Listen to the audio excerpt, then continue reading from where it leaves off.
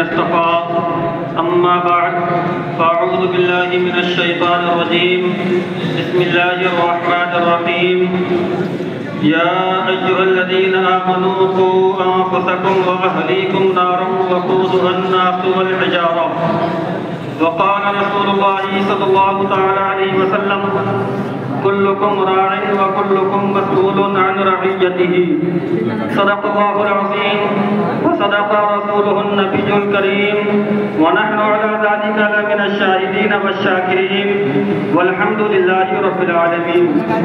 معزز حضرات، آئیے انتہائی ادب و احترام کے ساتھ ایک بار درود پاک پڑھیں بآواز بلند.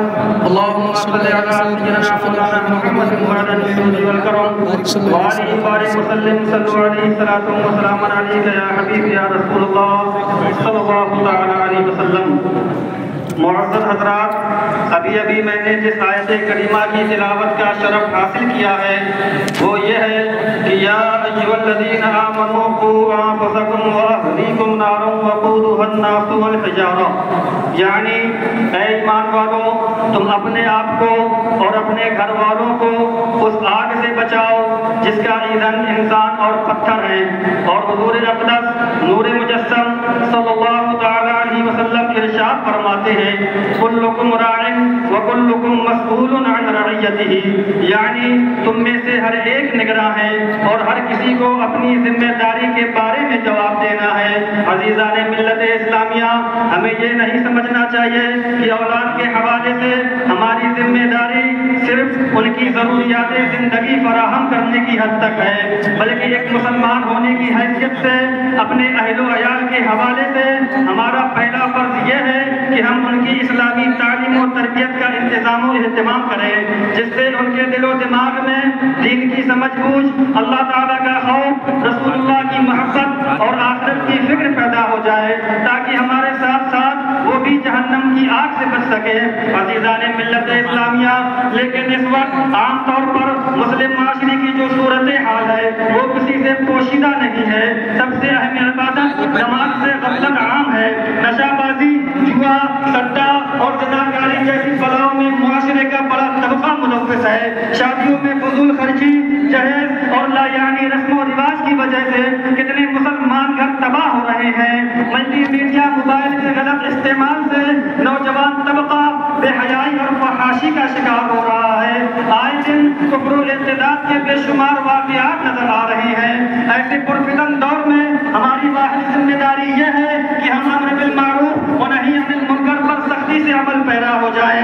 عزیزان ملت اسلامیہ، ایمان ایک ایسا نور ہے جس کے تقاضوں پر چل کر دنیا و آخرت کی کامیابی و کامرانی نصیب ہوتی ہے.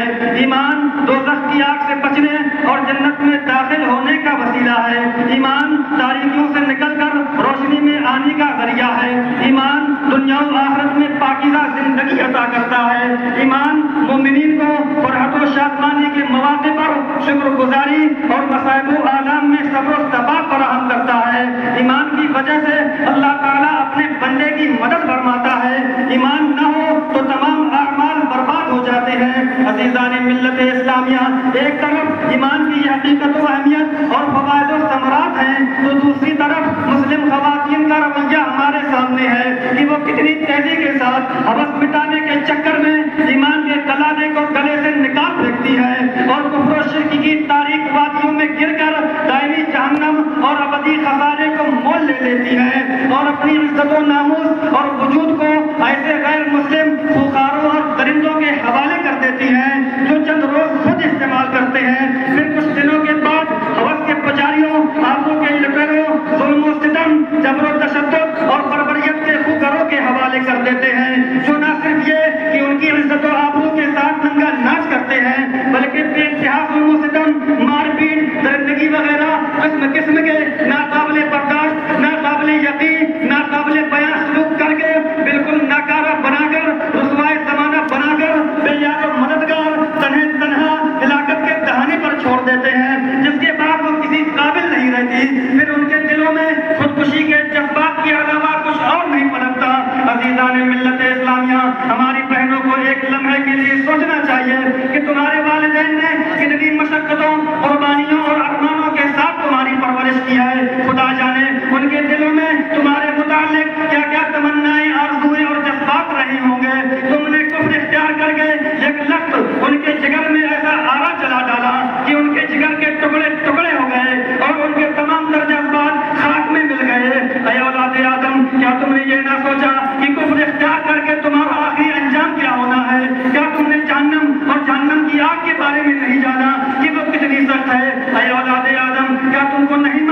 یہ دوزخ کی آگ ہزاروں برس تہکائی گئی، یہاں تک کہ سرخ ہو گئی، پھر ہزاروں برس تہکائی گئی، یہاں تک کہ سفید ہو گئی، پھر ہزاروں برس تہکائی گئی، یہاں تک کہ سیاہ ہو گئی، اور اب وہ خالص سیاہ ہے جس میں روشنی کا نام و نشان نہیں۔ اے اولاد آدم، کیا تم کو نہیں معلوم کہ دنیا کی آگ اللہ رب العزت کی بارگاہ میں دعا کرتی ہے کہ اسے جہنم میں دوبارہ نہ لے جایا جائے؟ اے اولاد آدم، کیا تمہارے کانوں تک باری تعالیٰ کے یہ ارشادات نہیں پہنچے، باری تعالیٰ کی یہ وعدے نہیں پہنچی کہ فاتقوا النار التي وقودها الناس والحجارہ اعدت للکافرین، کہ اس آگ سے ڈرو جس کا ایندھن انسان اور پتھر ہے، جو کافروں کے لیے تیار کی گئی ہے۔ ایک جگہ اور ارشاد فرمایا انہا ترمی بشرار کالقصر، کہ بے شک دوزخ محل جیسی بلند چنگاریاں پھینکتی ہے۔ ایک اور جگہ ارشاد فرمایا یصب من فوق رؤوسهم الحمیم، کہ ان کے سروں پر کھولتا ہوا پانی ڈالا جائے گا۔ ایک اور جگہ ارشاد فرمایا ویسقی من ماء صدید، اور انہیں پیپ کا پانی پلایا جائے گا۔ اے اسلام کے شہزادیوں، کیا تم کو عذاب الہی سے ڈر نہیں لگتا؟ کیا تم ان عذاب پر